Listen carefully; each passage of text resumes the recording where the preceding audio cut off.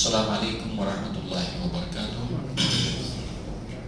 ان الحمد للہ نحمده ونستعینه ونستغفره ونؤمن به ونتوکل علیہ ونعوذ باللہ من شرور انفسنا ومن سیئات اعمالنا من يهده الله فلا مضل له ومن يضلل فلا هادي له واشهد ان لا اله الا الله وحده لا شريك له واشهد ان محمدا عبده ورسوله اما بعد يا ايها الذين امنوا اتقوا الله حق تقاته ولا تموتن الا وانتم مسلمون يا ايها الناس اتقوا ربكم الذي خلقكم من نفس واحدة وخلق منها زوجها وبث منهما رجالا كثيرا ونساء واتقوا الله الذي تساءلون به والارحام ان الله كان عليكم رقيبا يا أيها الذين آمنوا اتقوا الله وقولوا قولا سديدا يصلح لكم أعمالكم ويغفر لكم ذنوبكم ومن يطع الله ورسوله فقد فاز فوزا عظيما فإن خير الحديث كتاب الله وخير الهدي هدي محمد صلى الله عليه وسلم وشر الأمور محدثاتها وكل محدثة بدعة وكل بدعة ضلالة وكل ضلالة في النار وقال الله تبارك وتعالى لقد كان لكم في رسول الله أسوة حسنة لمن كان يرجو الله واليوم الآخر وذكر الله كثيرا رب اشرح لي صدري ويسر لي أمري واحلل عقدة من لساني يفقهوا قولي اللهم أرنا الحق حقا وارزقنا اتباعه وأرنا الباطل باطلا وارزقنا اجتنابه آمين يا رب العالمين اللهم لا سهل إلا ما جعلته سهلا وأنت تجعل الحزن سهلا إذا شئت۔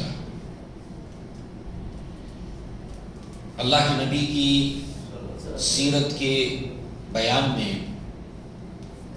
معراج کے واقعے کو ہم سن رہے تھے، اسی سلسلے کی آج بھی ایک کڑی ہے جس کو ہم سنیں گے۔ گزشتہ مرتبہ ہم نے اللہ کے نبی کی معراج کا وہ حصہ جو آسمانی سفر بیت المقدس سے شروع ہو کر دوسرے آسمان تک کا کے جو احوال ہیں اس کو ہم نے سنا تھا۔ آج انشاءاللہ یہاں سے آگے ہم سنیں گے۔ اللہ کے نبی فرماتے ہیں ثم عرج بنا الی السماء الثالث، پھر دوسرے آسمان سے جہاں پر یحییٰ علیہ السلام عیسیٰ علیہ السلام سے آپ کی ملاقات ہوئی، یہاں سے پھر آپ کو تیسرے آسمان کی طرف اٹھایا گیا، اور تیسرے آسمان کے دروازے پر جب پہنچے تو جبریل نے فاستفتح جبریل علیہ السلام، جبریل علیہ السلام نے آسمان کا دروازہ کھولنے کے لیے کہا۔ قیل ومن انت، اب تیسرے آسمان پر بھی فرشتہ، اس سے پہلے بھی ہم یہ بات دیکھ چکے، اس کے بعد اس کو ہم دہرائیں گے نہیں، آج ایک اعادے کے طور پر، یعنی ہر آسمان کے اوپر اللہ تعالیٰ کی تدبیر کے مطابق پہرے ہیں، سخت پہرے ہیں۔ ومن انت، کون ہے آپ، کون ہیں؟ قال جبریل، میں جبریل ہوں۔ ومن معک، آپ کے ساتھ کون ہے؟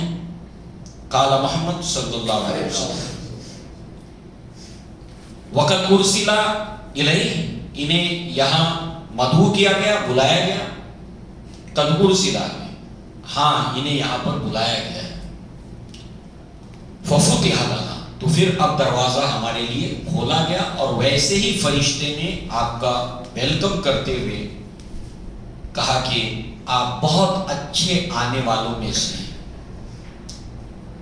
لہذا خوشی کا اظہار فرشتے نے کرنے کے ساتھ ساتھ جو بات ہم نے اس سے پہلے سنی وہ یہ کہ چاہے آنے والا کتنی ہی قریب ہو، کتنا ہی وہ مقام اور مرتبے کے لحاظ سے بہت بڑا ہو، مگر اللہ تبارک و تعالیٰ کے یہاں پر جو چیزیں اللہ تعالیٰ نے طے کر دی ہیں وہ اس کے مطابق ہوتی ہیں، اور فرشتے وہ یفعلون ما یؤمرون، وہی کرتے ہیں جو اللہ تعالیٰ نے انہیں حکم دیا ہے۔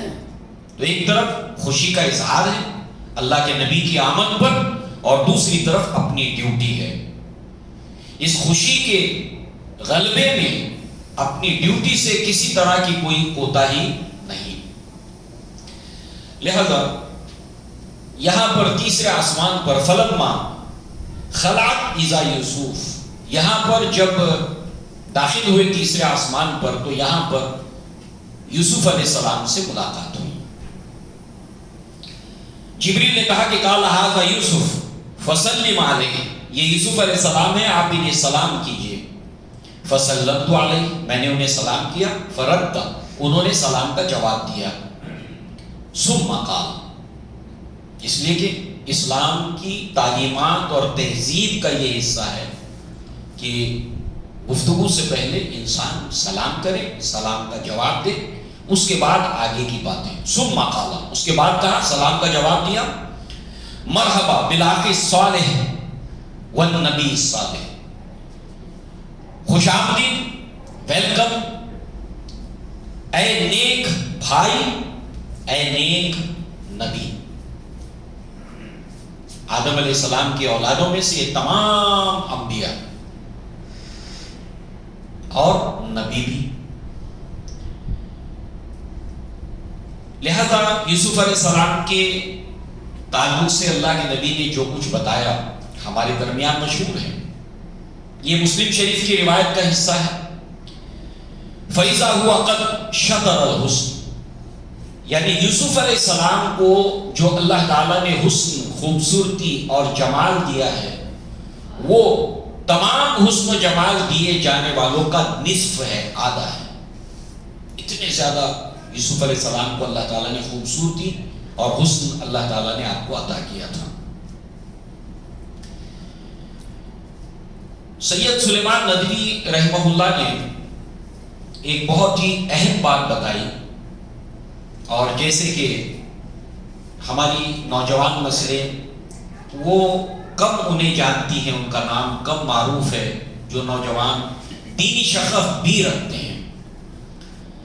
سیرت کی کتابوں کے اندر سب سے معروف کتاب جو ہے وہ جو بھی ہمارے نوجوان سیرت کی کتاب کے بارے میں جانتے ہو، الرحیق المختوم. مگر اس سے پہلے سب سے مشہور جو سیرت کے اوپر کتاب ہے وہ سید سلیمان ندوی رحمہ اللہ کی ہے.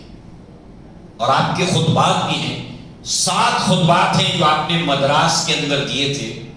اللہ کے نبی کی سیرت کے مختلف پہلو، بہت ہی جامع خطبات، پروفاؤنڈ خطبات ہیں، پڑھنے کے لائق.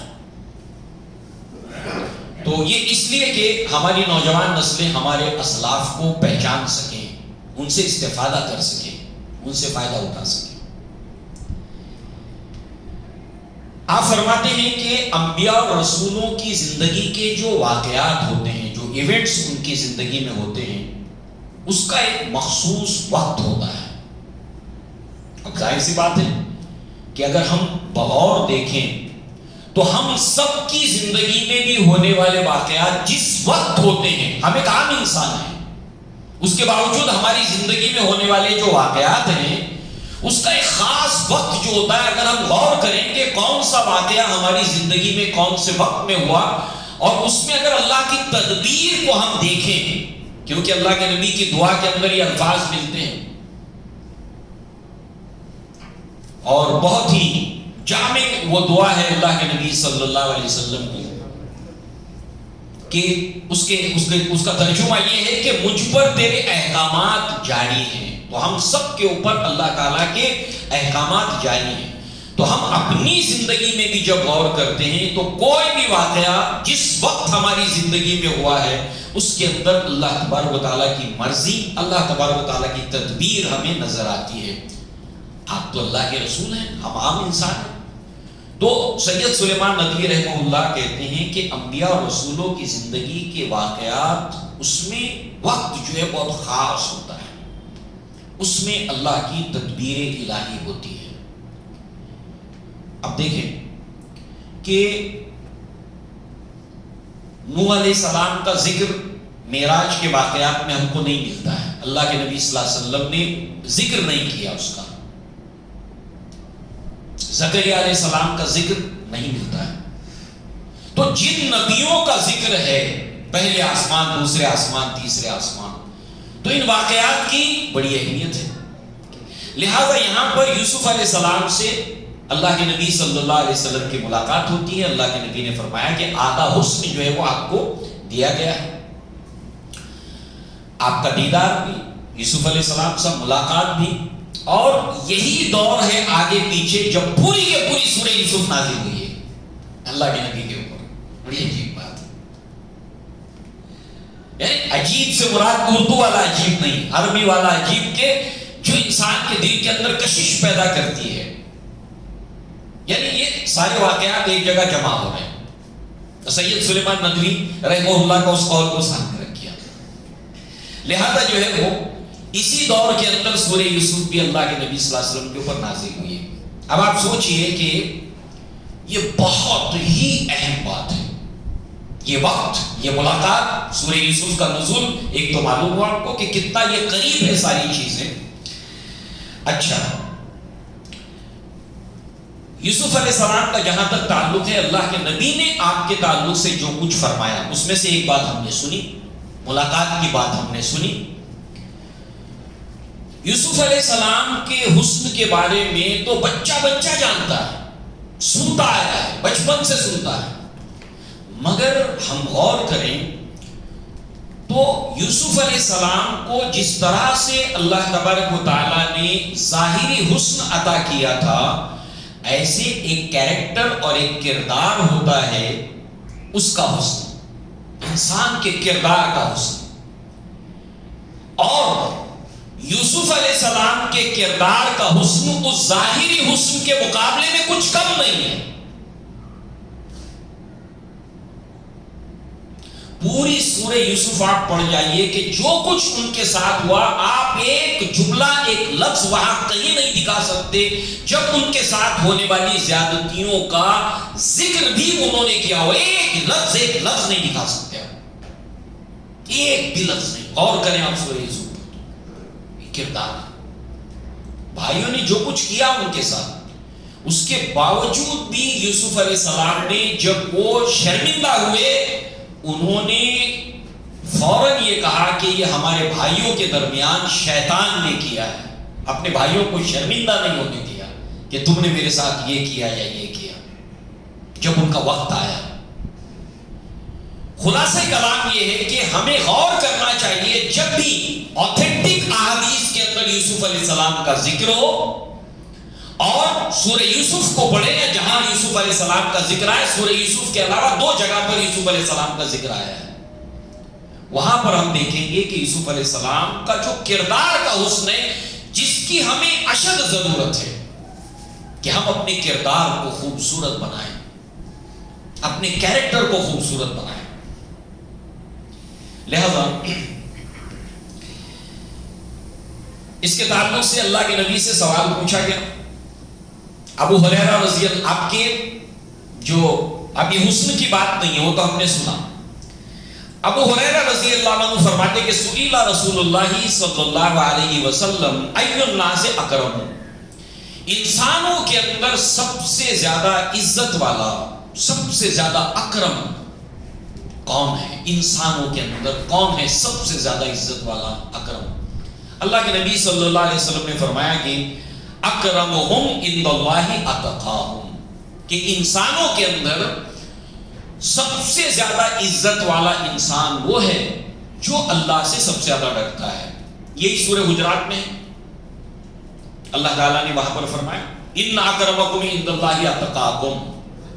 تو عزت والا انسانوں میں سب سے زیادہ وہ ہے جو اللہ سے زیادہ ڈرنے والا ہے. سوال کرنے والے نے کہا لیسا ان ھذا نسألک، اے اللہ کے نبی ہم اس کے بارے میں آپ سے نہیں پوچھ رہے، ہم کچھ اور آپ سے پوچھتے ہیں، وہ خاص انسانوں میں اکرم. تو اس پر جو ہے وہ اللہ کے نبی نے فرمایا فاکرم الناس یوسف نبی اللہ ابن نبی اللہ ابن نبی اللہ ابن خلیل اللہ. انسانوں کے اندر سب سے زیادہ عزت اور اکرم وہ ہیں یوسف علیہ السلام، ایک نبی کے بیٹے، پھر نبی کے بیٹے، پھر خلیل اللہ کے بیٹے. آپ دکھا دیجئے آدم علیہ السلام، نوح علیہ السلام، ہود علیہ السلام، صالح علیہ السلام، شعیب علیہ السلام، موسیٰ علیہ السلام، عیسیٰ علیہ السلام، زکریا علیہ السلام، یحییٰ علیہ السلام، جتنے انبیاء کے نام قرآن میں آئے ہیں، کسی نبی کا نسب معلوم ہسٹری کے مطابق قرآن اور حدیث کی روشنی میں کہ وہ خود نبی ہو، ان کے ابا نبی ہیں، چلو یہاں پر تو اسحاق علیہ السلام بھی مل جائیں گے، اسماعیل علیہ السلام بھی مل جائیں گے، یعقوب علیہ السلام نبی یوسف علیہ السلام کے والد، یعقوب علیہ السلام کے والد اسحاق علیہ السلام نبی، والد نبی، دادا نبی، ابراہیم علیہ السلام پر دادا نبی، سیریز۔ یوسف علیہ السلام نے اس کا ذکر کیا جب زندان جیل کے اندر ان قیدیوں سے بات کی، میرا تعلق جو ہے وہ جہاں سے مجھے یہ علم میں نے لیا، مجھے علم ملا، یہ مقام اور مرتبہ یوسف علیہ السلام کا، اللہ نے اتنی عزت دی آپ کو، اتنا اکرام آپ کو کیا۔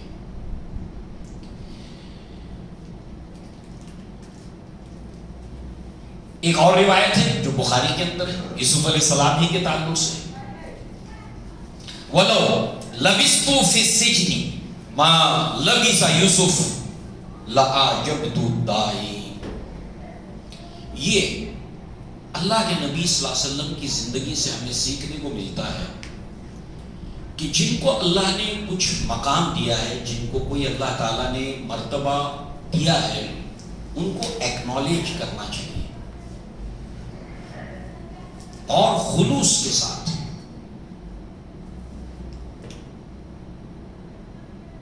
پوری دل کی صفائی کے ساتھ۔ اس ایکنالج کرنے کے پیچھے کسی طرح کی کوئی غرض و غایت نہیں، ماننا، تسلیم کرنا۔ کیوں؟ کیونکہ اس کے اندر وہ بات اللہ کی نعمت ہے اور اس کا ذکر ہونا چاہیے، اس کا چرچا ہونا چاہیے۔ یہ صرف وسعت قلبی سے آتا ہے، دل بڑا ہو انسان کی اور سوچ بڑی ہو، ورنہ آدمی نہیں مانے گا۔ دیکھیے اللہ کے نبی کیا کہتے ہیں کہ اگر مجھے بلایا جاتا جیل سے، گرچہ کہ اللہ کے نبی کا کردار بہت بڑا ہے، اللہ تعالیٰ نے آپ کے کردار کا ذکر کیا، اِنَّكَ لَعَلَىٰ خُلُقٍ عَظِيمٍ، اخلاق کے عظیم مرتبے پر آپ فائز ہیں، اور یہ اخلاق کا عظیم مرتبہ یہ ہے کہ اللہ کے نبی کس طرح سے ایکنالج کر رہے ہیں، انبیاء کی محبت کو صحابہ کے دلوں میں بیٹھا رہے ہیں کہ ان نبیوں کے مقام اور مرتبے کو پہچانو۔ اور پھر دوسری جگہ اللہ نے فرمایا ان میں اس طرح سے مقابلہ نبیوں کے درمیان نہیں کرنا چاہیے، لا نفرق بین احد، ہم انبیاء کے درمیان کوئی تفریق نہیں کرتے، کیونکہ پھر کیا ہوتا ہے، اس گمراہی کے اندر جہاں مبتلا ہوئے یہود کہ موسیٰ علیہ السلام کو تو مان لیا، عیسیٰ علیہ السلام کو نہیں مانا، محمد صلی اللہ علیہ وسلم کو نہیں مانا، یہ تفریق بین الانبیاء کا نتیجہ ہے۔ یہی معاملہ ہے نصارہ کا ہے، انہوں نے عیسیٰ علیہ السلام کو نبی مانا، محمد صلی اللہ علیہ وسلم کا انکار کر دیا، تفریق بین الانبیاء۔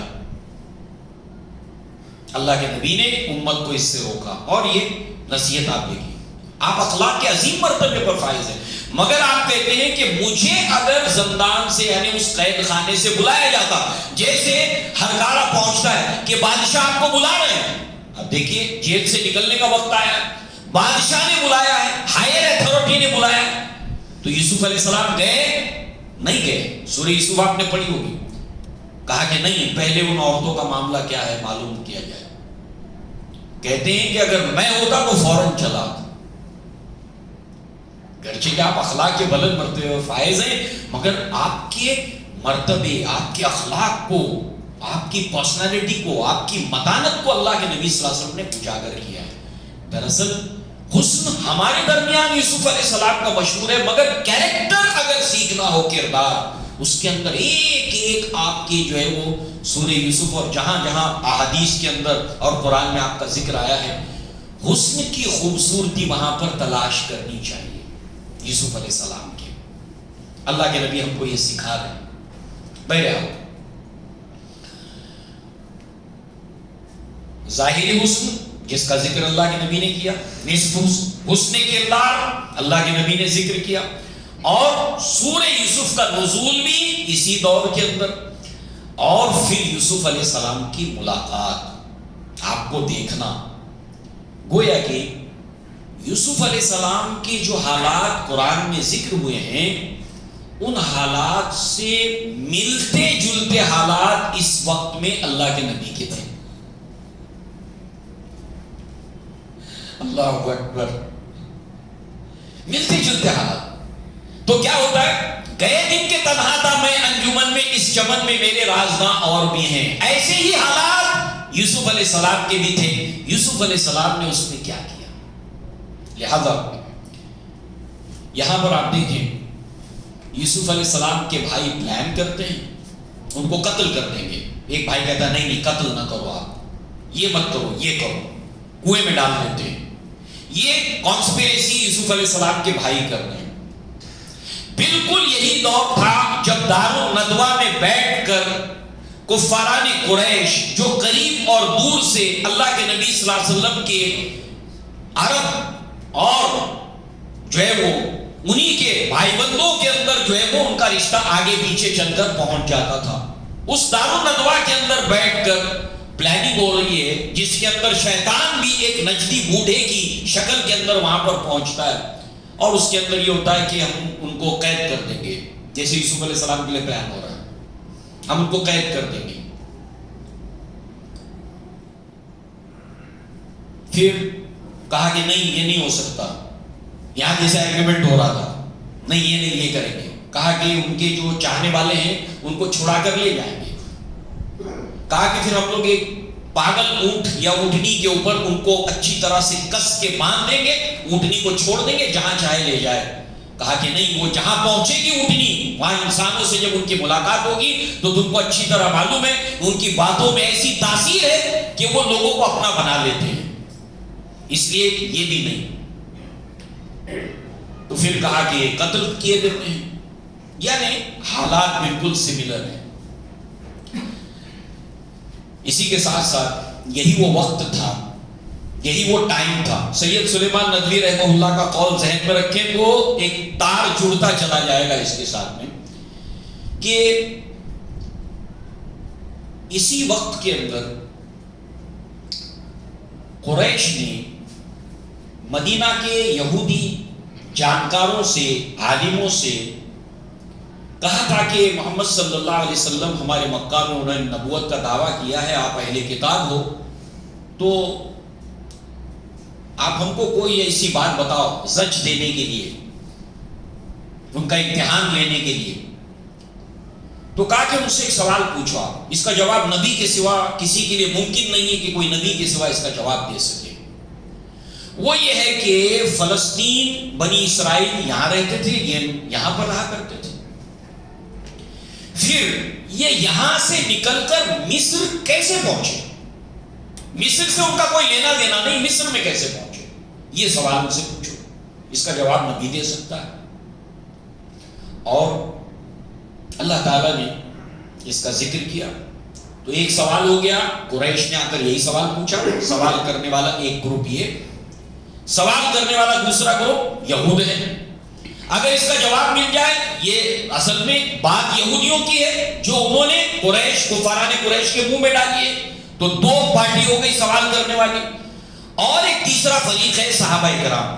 اس وقت کے جو حالات تھے بڑے تکلیف دہ حالات تھے جس معراج جب ہوئی ہے، اس کے پہلے کے اور اس کے بعد میں، مگر اس کے پہلے کے حالات بہت شدید ترین تھے. لہذا ان حالات میں جو قریب 11 سال گزر چکے تھے، قرآن جو نازل ہوتا تھا وہ صحابہ کرام کے دل کو تسکین بھی پہنچاتا تھا اور ثابت قدم بھی رکھتا تھا. اور اللہ نے ان واقعات کے نزول کا، ان آیتوں کے نزول کا مقصد بھی بیان کیا ان واقعات کے، لِنُثَبِّتْ بِهِ فُؤَادَكَ، تاکہ ہم آپ کے دل کو مضبوط کریں. تو ان واقعات کا مقصد صحابہ کرام جانتے تھے کہ اللہ نے ان واقعات کو کیوں نازل کیا ہے، لِنُثَبِّتْ بِهِ فُؤَادَكَ، تو ان کے دل مضبوط ہوتے تھے ان حالات سے مقابلہ کرنے کے لیے. ان حالات کو دیکھ کر وہ مایوس نہیں ہوتے تھے بلکہ اور حوصلہ ان کا بڑھتا تھا قرآن کی تلاوت سے. اس سے معلوم ہوا کہ ایک مسلمان کو دنیا میں جتنے ان کے خلاف شدید حالات پیدا ہو، زیادہ سے زیادہ قرآن مجید کو پڑھے، ان کا دل مضبوط ہوگا، ایمان ان کا پختہ ہوگا. لہذا جو ہے وہ یہاں پر یہ ہوا کہ صحابہ نے کہا کہ اللہ کے نبی کوئی واقعہ ہم کو سنائیے، کوئی قصہ سنائیے، تو 3 فریق ہو گئے۔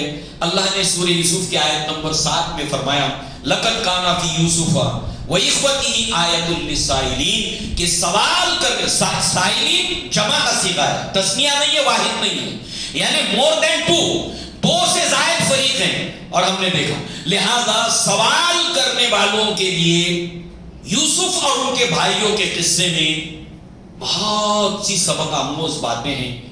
اب اس قرآن کے آیتوں سے اللہ کے نبی سے بڑھ کر سبق حاصل کرنے والا کون، آپ سے بہتر سمجھنے والا کون؟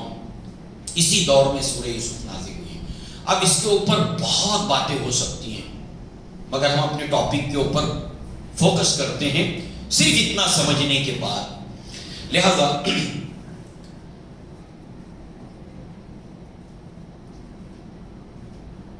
اللہ کے نبی کی زندگی میں چلنے والے واقعات، خلاصہ کلام صحابہ کی زندگی میں چلنے والے واقعات اور اس کا جو وقت ہے، عین اسی طرح کے حالات یوسف علیہ السلام کے، اور وہ اس سے میل کھاتے ہیں۔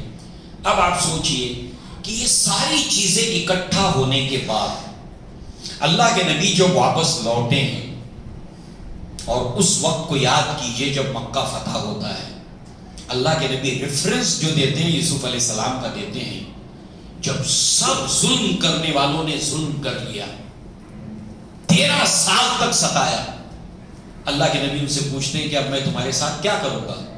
وہ کہتے ہیں آپ کریم ہو، کریم بھائی کے بیٹے ہو۔ اللہ کے نبی کہتے ہیں لا تثریب علیکم اليوم، یہی بات یوسف علیہ السلام نے جب ان کو پاور ملا کہی تھی۔ اللہ کے نبی نے وہی بات یہاں پر دہرائی، آج میں وہی کہتا ہوں جو یوسف نے اپنے بھائیوں سے کہی تھی، لا تثریب علیکم اليوم وانتم الطلقاء، تم سب کے سب آزاد ہو۔ جو اللہ کے گھر میں پناہ لے اس کے لیے پناہ ہے، جو اپنے خود کے گھر میں پناہ لے اس کے لیے پناہ ہے، جو ابو سفیان کے گھر میں پناہ لے اس کے لیے پناہ ہے۔ یہ سارے حالات اکٹھے جمع ہو گئے، سورہ یوسف کا نزول، آپ سے ملاقات، اور علیک سلیک سلام کلام، آپ کو ویلکم کرنا یوسف علیہ السلام کا۔ تو سید سلیمان ندوی رحمہ اللہ کی بات کو یاد رکھیں، انبیاء کی زندگی میں ہونے والے ایونٹس اور واقعات کا خاص وقت ہوتا ہے۔ اس کے بعد اب ہم دہرائیں گے نہیں، وہی معاملہ ہے۔ پھر اس تیسرے آسمان سے اللہ کے نبی صلی اللہ علیہ وسلم کو چوتھے آسمان کی طرف اٹھایا گیا، پھر وہی ہے، دروازہ کھولنے کے لیے جبریل نے کہا۔ کون ہے جبریل؟ آپ کے ساتھ کون ہے؟ محمد صلی اللہ علیہ وسلم۔ ان کو بلایا گیا، دروازہ کھلا، ویلکم کیا فرشتوں نے، خوشی کا اظہار کیا، بہترین آنے والوں میں سے آپ ہیں۔ اب اس کے آگے یہاں پر حاذا ادریس علیہ السلام، تو چوتھے آسمان پر اللہ کے نبی صلی اللہ علیہ وسلم کی ملاقات ادریس علیہ السلام سے ہوئی۔ فسلم علیہ، تو جبریل علیہ السلام نے کہا کہ یہ ادریس علیہ السلام ہے، آپ ان کو سلام کرو۔ تو میں نے سلام کیا، فردا، انہوں نے سلام کا جواب دیا۔ ثم قال، ہمارے نوجوان بچے جو موجود ہیں یہاں پر، ہماری بچیاں جو اسکول کالجوں میں جاتی ہیں، سن رہی ہیں اس وقت، وہ اپنے فرینڈ سرکل میں، اپنے دوستوں میں اس پر ہمیشہ دھیان دیں کہ ہمارا ایک کلمہ گو بھائی، ہمارا دوست جو ہمارے ساتھ پڑھتا ہے، ہمارے ساتھ کاروبار کرتا ہے، کام کرتا ہے، وہ ملاقات کے بعد اپنی گفتگو کا آغاز ڈائریکٹ کرتا ہے یا سلام سے کرتا ہے۔ ہم اس کو تنہائی میں سمجھائیں کہ دیکھو ہماری تہذیب یہ ہے، ہمارا کلچر یہ ہے، ہمارا دین یہ ہے کہ ہم پہلے سلام کرتے ہیں، سلام کا جواب دیتے ہیں۔ اس لیے کہ آج ہماری نوجوان نسلوں میں سے یہ چیز جو بنیادی ہے مفقود ہوتی جا رہی ہے۔ لڑکیاں تھوڑا اسکول کالجوں میں جب جانے لگتی ہیں تو اسکول کے زمانے سے انہوں نے سلام کو اب چھوڑ دیا ہے، ہائے بائے۔ صحابہ کرام ایک دوسرے سے الگ بھی ہوتے تھے، سلام کرتے تھے، ملتے بھی تھے، سلام کرتے تھے۔ تو اب ہمارے نوجوانوں کی، ہماری بچیوں کی ذمہ داری ہے کہ اس گندگی کو ہٹائیں اور اللہ کے رسول نے جو ہم کو دیا ہے اس کو ہم پھر اس کی ترویج کریں، اس کو رائج کریں. یہ دعا ہے. اللہ تبارک و تعالیٰ اس کے ذریعے سے سلامتی، رحمتیں اور برکتیں نازل کرتا. السلام علیکم ورحمۃ اللہ وبرکاتہ. اور جنتیوں کا سلام ہے. جنتیوں کو فرشتے بھی ایسے ہی سلام کریں گے اور جنتی اس کا جواب دیں گے. تو لہذا اس میں ہمیں دیر نہیں کرنی چاہیے. ادریس علیہ السلام نے سلام کا جواب دیا، مرحبا بالاخ الصالح والنبی الصالح، کہ اے نیک بھائی خوش آمدید، ویلکم، اور اے نیک نبی اور نیک بھائی. اب یہاں پر تھوڑی دیر، جتنے بھی انبیاء ہیں وہ ابراہیم علیہ السلام سے لے کر اس کے بعد کے نبیوں سے ملاقات ہوئی ہے اللہ کے نبی صلی اللہ علیہ وسلم کی. اور ابراہیم علیہ السلام سے پہلے نبیوں میں آدم علیہ السلام اور ادریس علیہ السلام. اس کو نوٹ کرنے کی بات ہے. حالانکہ اس سے پہلے ہود علیہ السلام ہیں، صالح علیہ السلام ہیں، شیش علیہ السلام ہیں، مگر دو نبی ابراہیم علیہ السلام کے پہلے کے، اور باقی سارے جتنے بھی ملاقات ہوئی وہ ابراہیم علیہ السلام سمیت بعد کے جو جن سے بھی ملاقات ہوئی.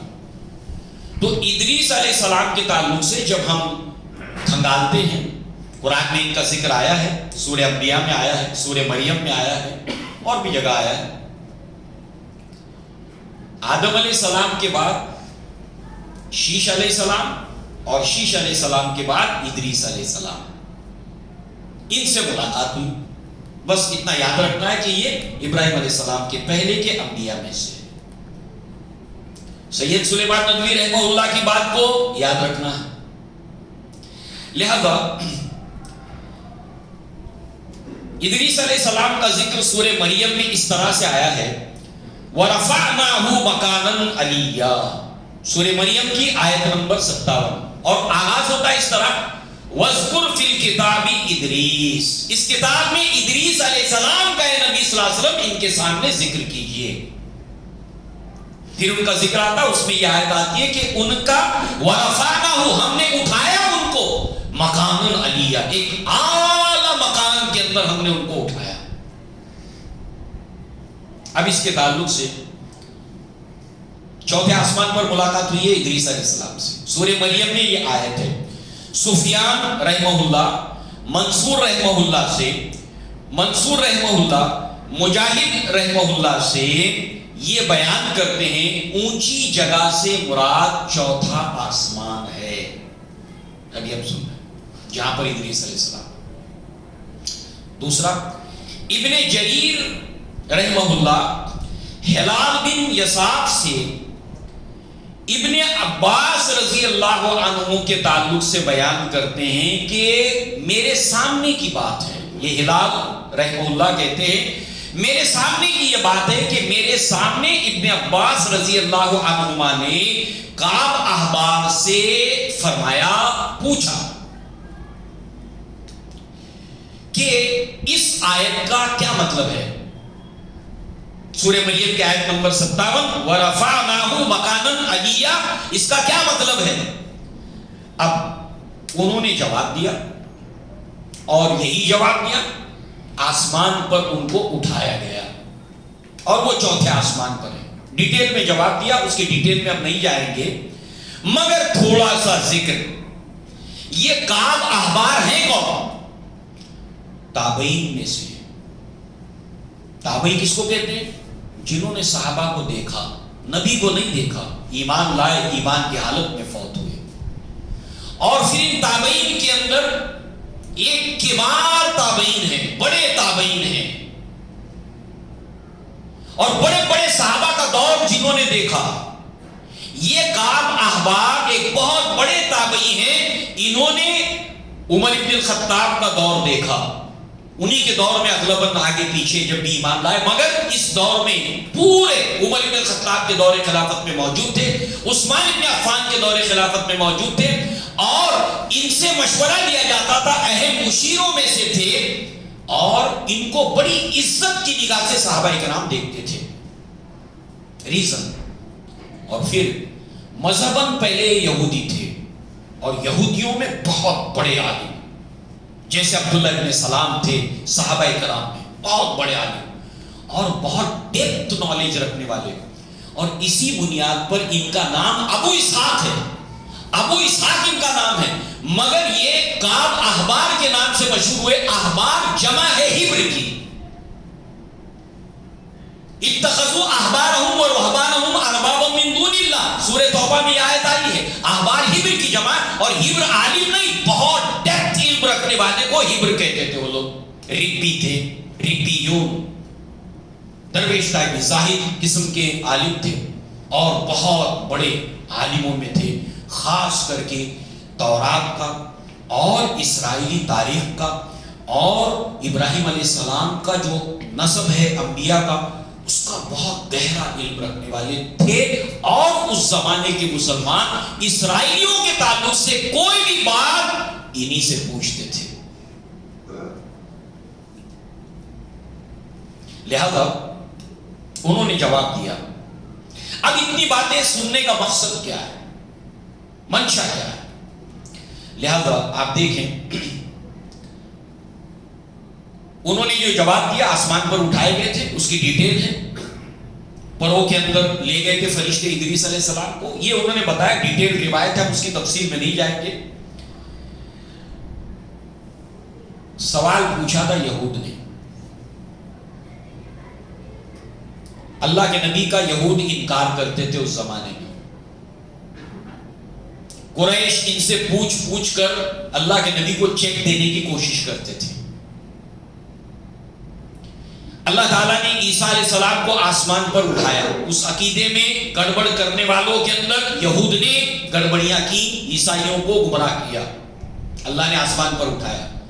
وہ لوگ موسیٰ علیہ السلام کے بعد عیسیٰ علیہ السلام کے نبی ہونے کا انکار کر چکے تھے. ٹھیک ہے, انکار کیا انہوں نے عیسیٰ علیہ السلام کا. جب ان کا انکار کیا تو آسمان پر اٹھائے جانے کا انکار کیا انہوں نے. ٹھیک ہے, اب محمد صلی اللہ علیہ وسلم کو بھی اللہ تعالیٰ معراج میں لے گیا آسمان پر کے اوپر. اب اللہ تعالیٰ نے قرآن مجید میں حکم دیا وَجَادِلْهُمْ بِالَّتِي هِيَ أَحْسَنُ, ان سے مجادلہ کرو آسان طریقے سے. نبیوں کے احوال کے اندر کے اللہ تبارک و تعالیٰ انبیاء کے ساتھ میں یہ معاملہ کر سکتا ہے اور کیا ہے. ٹھیک ہے, کیا تم اس کو مانتے ہو؟ یہود مانتے ہو ایسا ہوتا ہے نبیوں کے ساتھ؟ عیسیٰ علیہ السلام کے اٹھائے جانے کو منع کرتے ہو, اللہ کے نبی کو نبی نہیں مانتے ہو. یہ بتاؤ, ادریس علیہ السلام ابراہیم علیہ السلام کے پہلے کے انبیاء میں سے ہیں, ان کے بارے میں ذرا بتاؤ کیا بات ہے. ان کو آسمان پر اٹھایا گیا تھا کہ نہیں اٹھایا؟ تم اللہ کے نبی کو نبی نہیں مانتے, ایک طرف رکھو.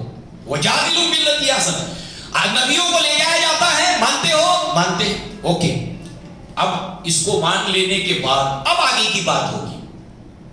اتنا مانتے ہو نا, گویا کہ قریش اللہ کے نبی کے معراج کا انکار کر رہے تھے. یہ تم سے آ کر پوچھتے, ان کو بتاؤ نا انبیاء کو لے جانے کے لیے اللہ تعالیٰ قدرت رکھتا ہے, مگر کچھ باتوں کو چھپاتے ہو, کچھ باتوں کو بتاتے ہو.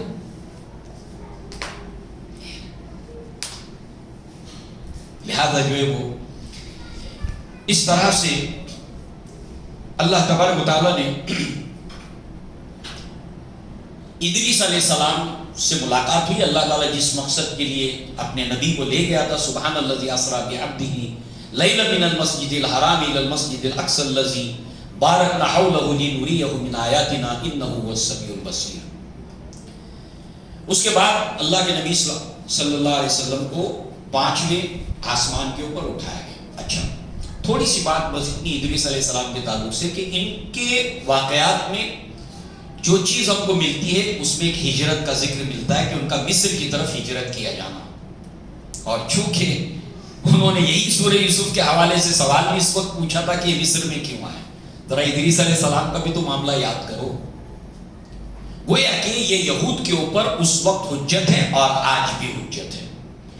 ہماری اپنی قوم کے اندر اگر کوئی اللہ تعالیٰ کسی نوجوان کو, کسی عالم کو اس فیلڈ کے اندر کہ وہ ڈیبیٹ کرنے کے لیے نکلے اور یہود سے ڈیبیٹ کرنے کا معاملہ آئے تو اس کو جو اصول ہمیں دیے گئے ہیں قرآن اور احادیث کی روشنی میں، تعالوا الی کلمۃ سواء بیننا و بینکم، مشترک چیز سے سٹارٹ کرنا ہے۔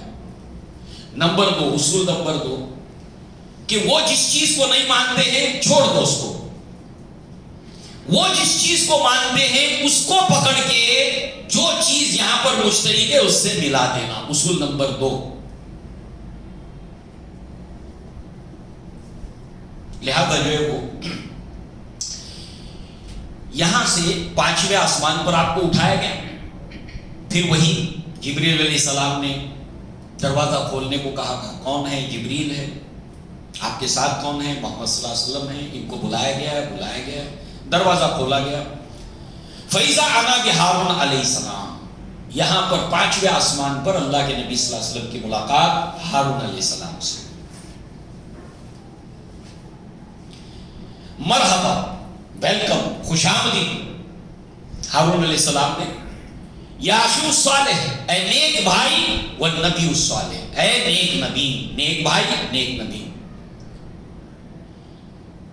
ہارون علیہ السلام کے تعلق سے اگر 5 اہم باتیں جمع کی جائیں، قرآن میں آپ کا ذکر ہے، موسیٰ علیہ السلام کے بھائی تھے اور فصیح اللسان تھے۔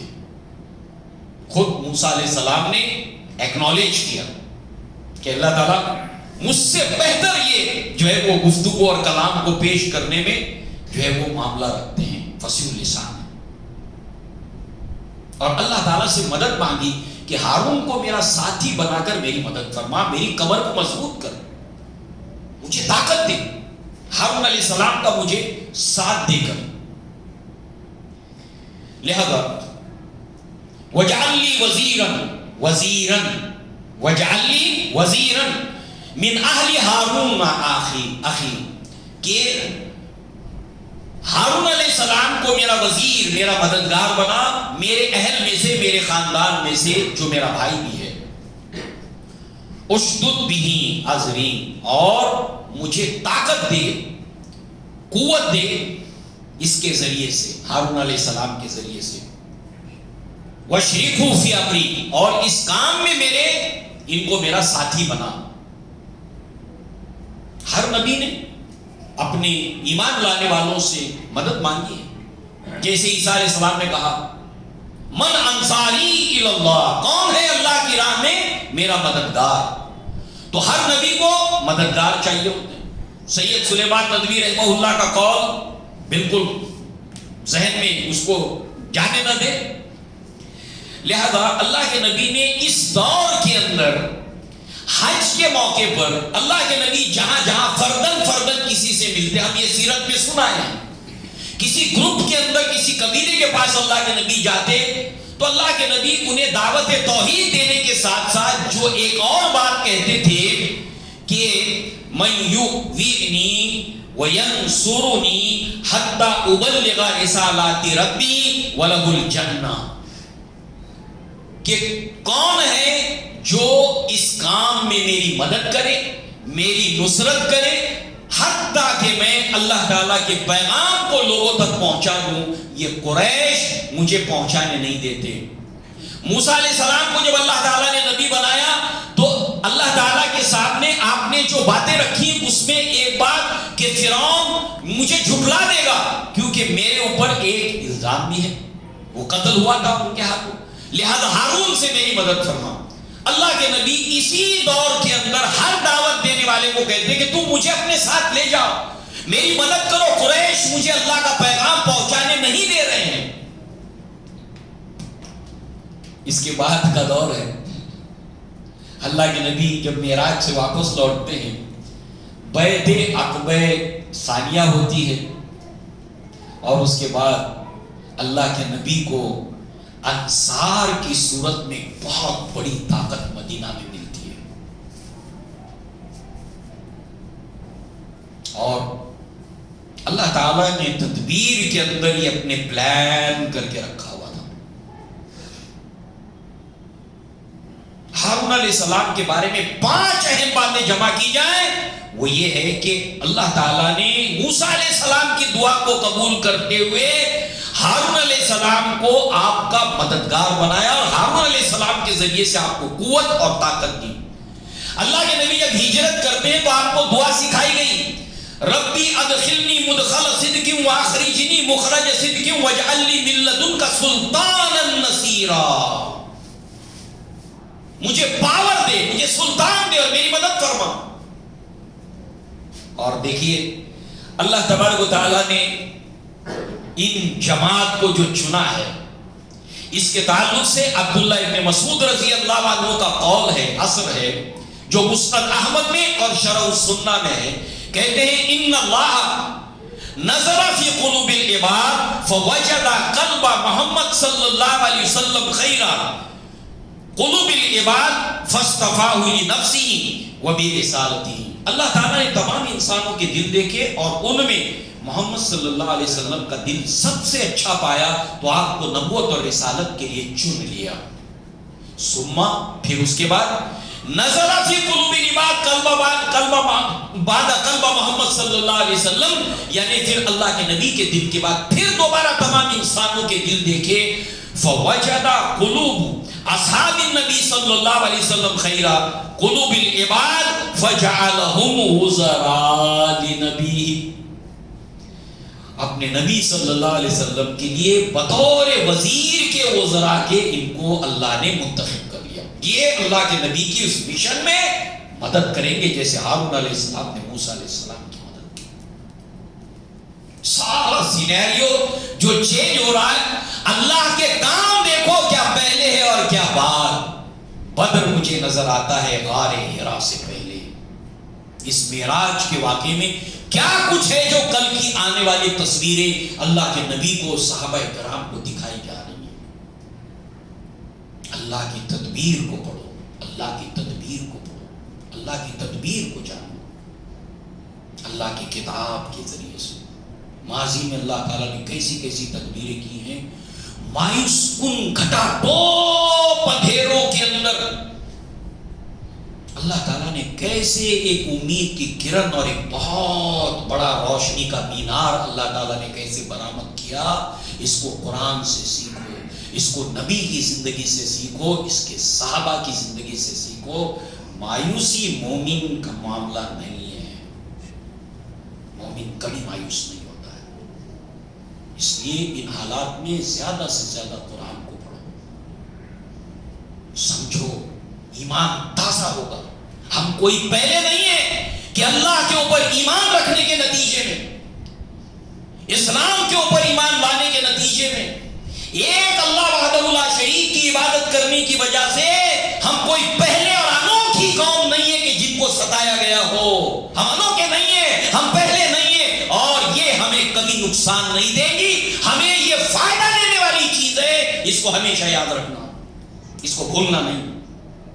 ستیزہ کار رہا ہے تا ازل سے امروز, شرار بولہبی سے چراغ مصطفی ہمیشہ سے ہوتا آیا ہے اور ہوتا رہے گا. مایوس نہیں ہونا, اللہ سے دعا کرنا, قرآن کو کثرت سے پڑھنا. اللہ تعالیٰ دیکھو کیسے روشنی کی اس میں سے راستے نکالتا ہے, کیسے راستے نکالتا ہے. اس کی تدبیریں وہ ہیں کہ جہاں اس کے سرے تک بھی ساری دنیا مل کر پہنچ نہیں سکتی, نہیں پہنچ سکتی. اقول قولی ھذا واستغفر اللہ لی ولکم ولسائر المسلمین والمسلمات وآخر دعوانا الحمد للہ رب العالمین. السلام علیکم ورحمۃ اللہ وبرکاتہ.